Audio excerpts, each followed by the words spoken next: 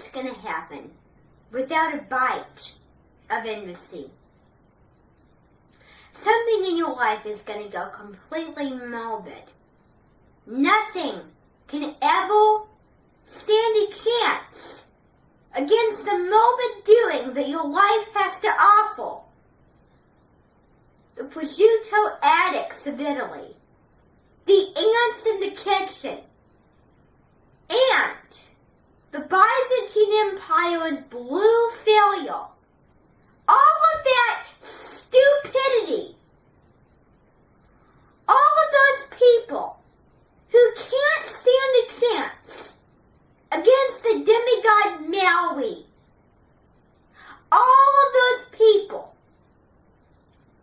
who just have a faith to kill the bad things. They don't think. First impressions are awfully misunderstood. Because, for example, a first impression of me would be that you would not want to be with me because I was ordering you around all the time. But then, as you went along, you would realize this is actually working well. Now, no one can kill anyone. Killing is wrong. Killing is bad. I just want to throw that out there. Killing is bad. And not letting someone go along with you and show you their real identity is wrong. Give them a chance.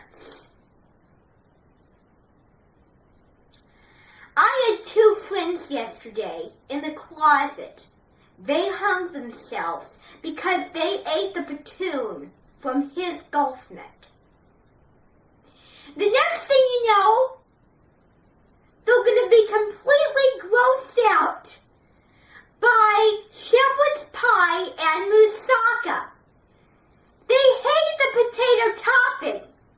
Maybe someday they'll come back to the potato topping of the moussaka and the Middle Eastern bald head shepherd's pie. But no one goes anywhere near the ending fault bomb or ball. I'm not allowing it. Look to the positives. If you don't like it, come back to it. That's the only way you can get by the fall fixed cuttings of the deep quarry. You get the stone slate in the tube, and how they do it is they just run it down the mines, and then down to the chute where engines and men get coal over their faces without having to clean up after work stopped warning. It's best to let the deep ends worry about that. It's best to have them give you a shampoo or do a massage. Something out of saving yourself. Something out of figuring out. Something out of a savior of the deeps. Something we wish to pursue as a big, honest mistake. The first impression of the changing world winding, you don't see it, but they do, is wrong. It's actually the pilot sunset, not the doom abandoned junkyard. People are so wrong when they go down that alley. They get scared. Then they get lost. The fog just closes them in. But I have to say, if you have true faith in the fog will open a small path that you can go through. The fog is not God. However, God, He makes sure that the fog does the job. He makes sure that the fog acts like a gateway to the outside. I roll. The fog actually responds. I reckon I've just seen 2 hitch hunters over there by Geese's ghoulies. They've chopped down half a ghoulie already, half a duckling, half a sheep, half a woodcut. And then the wood piece is completely soaked with fish juice, and they argue which is more important, the wood piece or the fish. One argues the fish, the other argues the wood piece. I have to tell you that the wood piece is the same amount of importance as the fish. The fish is a living creature. But think, if you had to be warm, if you had to live and hunt and survive in the fall, you would definitely need wood to burn a fire. What if you didn't have blankets with you? You would rub the warmth from your hands all over your ex's body, and it would keep you toasty warm. I had someone yesterday who gave up a ball in the air. They said, "It is your decision to fight, Dorothy. You throw this up." And when you throw it up, if it hits the ceiling, you know where the top will be. No one is strong enough to throw a ball up into the sky, because if you do that, it will just fly out into space. As you can see from the sky, I have 3 cuttings up there, and a very sharp knife is weaving in my attic. "Ho, senor! Bring the knife away from the cutter! It's dangerous!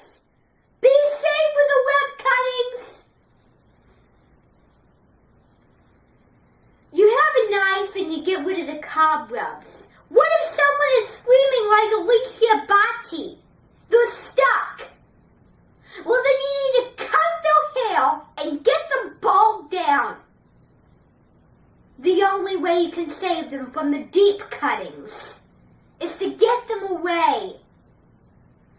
But walk away, just like a bee, walk away from the deep cuttings.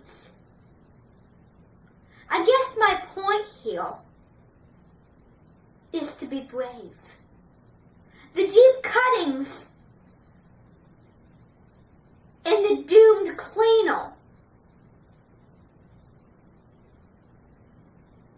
Keep away, but be brave. I mean, you're not going to run away. Be brave to walk away, but don't face it. You can't stand a chance against either the deep cuttings. I'm sure several politics will tell you. All over North Byway, to edgy out the deep cuttings is completely neutral. Because neutralizers face the challenge of facing the stairs on the slates. In the deep cuttings, there's a process where the powder gets changed into the brick. Then the brick gets shot off into the air and into the pole of dynamite. This pole is protected by sacred Indian troopers, surprisingly. This pole is sacred, they say. Don't mess with it. If you mess with it, you're getting on sacred ground. What if one day you did something very, very wrong? And you feel the mood to write a song. A song that will change your life. A song that will represent how you feel. A song that is worthy of redoing your past and not holding on to it moving on. This song will gladly represent that.